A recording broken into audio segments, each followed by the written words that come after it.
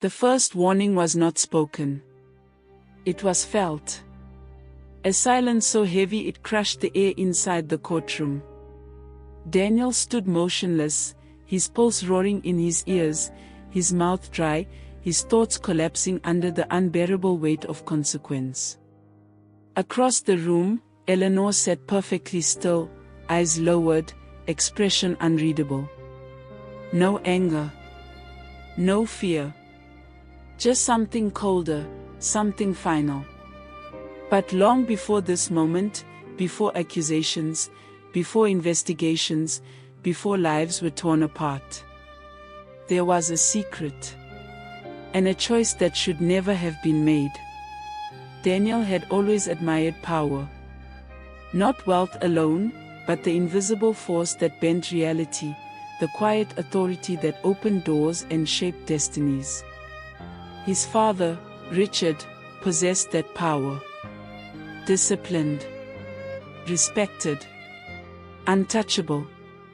Daniel wanted that life more than anything. And when Richard married Eleanor, Daniel felt something he couldn't quite explain. She was elegant, composed, unnervingly intelligent. A presence that seemed calm on the surface, yet layered with something hidden. Something guarded. The discovery came on an ordinary afternoon. Daniel returned home early, still dressed in office attire, charcoal trousers, crisp white shirt, tie loosened slightly. The house was quiet. Too quiet. Then came voices. Low. Urgent. From Richard's study. Daniel slowed. Through the partially open door, he saw Eleanor standing beside a stranger. Documents covered the desk, financial reports, contracts, confidential files marked with Richard's company insignia. And the numbers. They were wrong. Funds redirected. Accounts altered. Signatures replicated. Forgery. Fraud. Daniel's pulse thundered as realization struck with brutal clarity. Eleanor was manipulating Richard's business. Carefully. Precisely. Dangerously.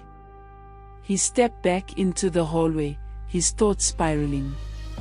He should tell Richard. He knew he should.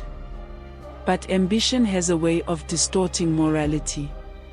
And another thought crept in, quiet and seductive. Opportunity. Days later, Daniel confronted her.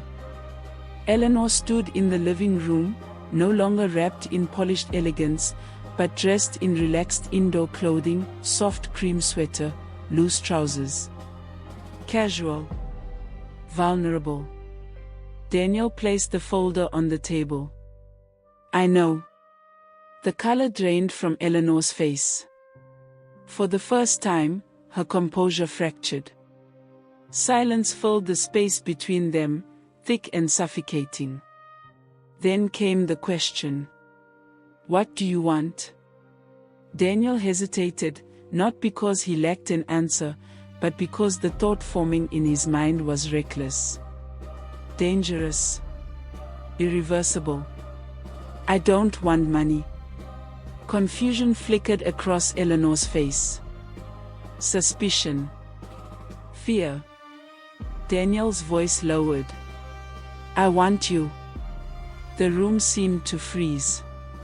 Eleanor stared at him, disbelief colliding with horror. That's insane. But Daniel had already crossed the line inside himself. The secret had transformed into leverage. Leverage into power. Power into something darker. You have no choice. What followed was not passion. Not romance. Not desire. It was tension wrapped in inevitability. A moment heavy with moral collapse. And Eleanor, cornered by fear, finally whispered. Fine. The consequences began immediately, not with scandal, not with exposure, but with something far more corrosive. Distance. Their interactions fractured. Awkward glances. Unfinished sentences. A house filled with invisible cracks. Daniel felt powerful. But power built on coercion is never stable. Eleanor began to change. Sleepless nights. Dark circles beneath her eyes. A constant unease that clung to her like a shadow. Every sound startled her. Every silence suffocated her. And slowly, that unease began infecting Daniel. Because guilt does not remain silent. It whispers. It waits. It grows teeth.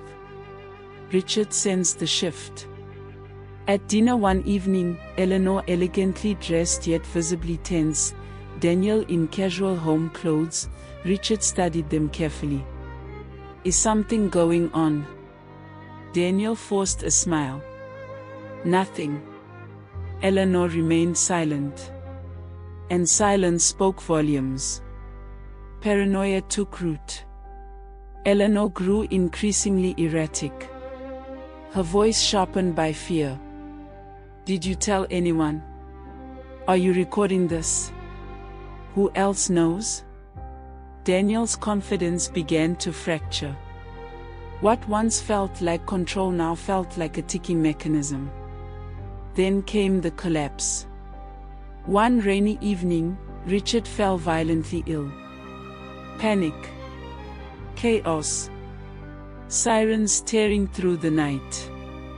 The diagnosis was swift. Poisoning. Shock shattered the household. Police investigations. Medical reports. Questions layered with suspicion. Daniel's mind spiraled. He hadn't done this. Had Eleanor? Was desperation pushing her towards something irreversible? Or was fate tightening its grip on everyone involved? The investigation uncovered everything. Financial irregularities. Forgery. Hidden transactions. And Daniel's involvement. Bank transfers. Unexplained assets.